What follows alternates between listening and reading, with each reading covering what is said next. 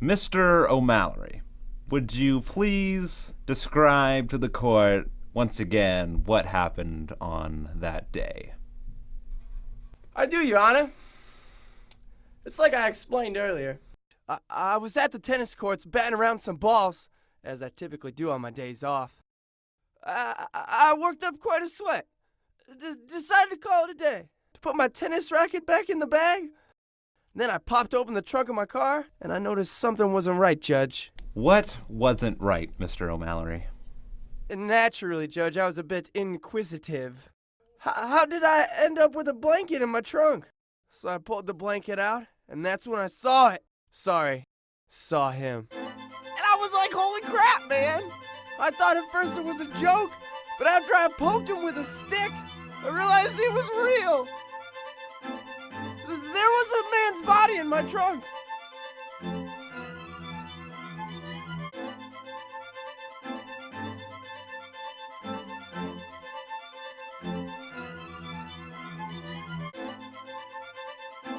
So then I went home, to see what the bitch has to say. And she just started screaming and hollering. Told me she was going to call the cops. She didn't know me anymore. And now I'm right before you, Judge, wondering what the hell is going on. Mr. O'Mallory, as touching of a story as that was, you do realize that you were the last one to access the car. You were the one that found the body. It was your fingerprints that were found on the corpse.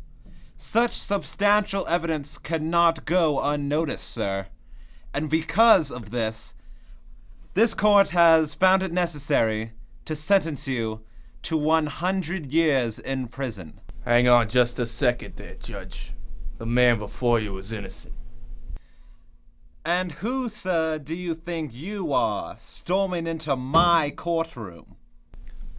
The name's McMoneyshot. Dick McMoneyshot. I was hired by the deceased, Judge. You see, he left it up to me to figure out who was gonna whack him. Who was gonna off him. Who was gonna whack off him. I don't know. Thing is, first thing I did, check the house of the deceased. But I was determined to figure this out. I had to. He already paid me, and I don't like stealing from dead folks. They were all unsigned love notes. Real mushy stuff. Good reading. I pocketed a few for later, but that's besides the point. As I read them, I felt a sudden tightness in my pants. Something wasn't right, and I could feel it. A few of the notes were rather violent. Something along the lines of, if anyone finds out about us, my vagina will swallow you whole. Obviously a woman wrote those. A man would never threaten to whack off another man. So I did the next logical step.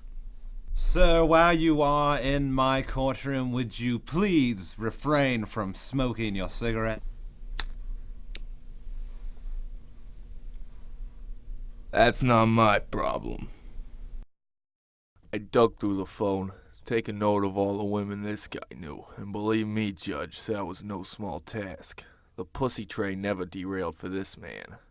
I noticed, however, that only one was on speed dial, a Miss Cutie Pie Cupcakes Sugar Plum Wonder Buns. I thought the clues led nowhere. Cutie Pie Cupcakes Sugar Plum Wonder Buns isn't anyone's name. At least not outside the pornos. I checked the last place my client was seen, well before the morgue. I popped open the trunk and did some checking, and I think I found something your poison blue missed. There between a fold of that blanket, I found a charm. Them things the women like, Judge. On one side was my client's name, and on the other, well. Judge, this charm came off of some slut. Some slut who was messing around with a man, a body, and some blankets. And I believe this fucking slut is somewhere in this room wearing that same goddamn bracelet. And this charm belongs to that slut, Mrs. O'Mallory. Hoochie mama! You meddling dick. Your Honor, I think I just shit my pants! Well, Mr. O'Mallory, due to this recently discovered evidence, this court has no choice but to dismiss this case and let you free on your way.